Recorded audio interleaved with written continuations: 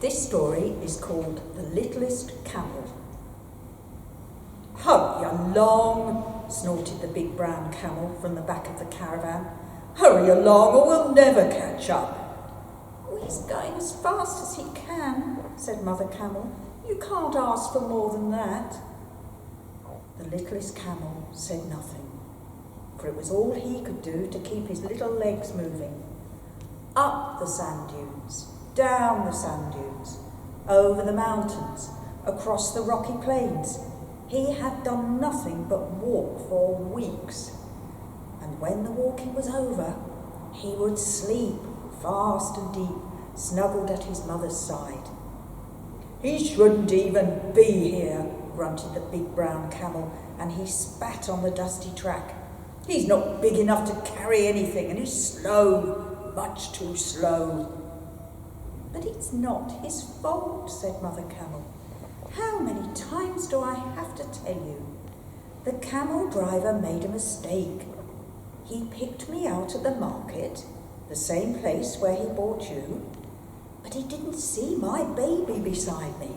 And by the time we reached the desert and he noticed, it was too late to turn back." "Well, I'm not going to get left behind, I promise you that," the big brown camel grunted. Again, the littlest camel didn't say a word. He just tried to keep his legs moving.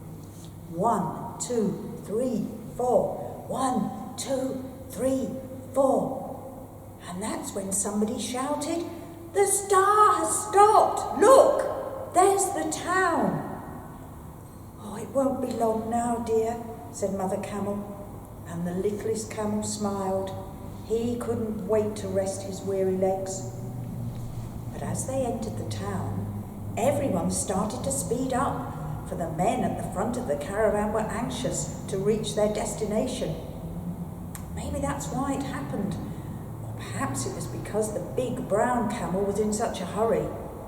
But when they turned a corner in one of Bethlehem's narrow streets, the littlest camel tripped and fell, tumbling to the ground. The big brown camel stepped right over him. "I'm not waiting for you," he grunted. And even though Mother Camel turned and tried to stop, the camel driver was in such a rush that he pushed her back into the line.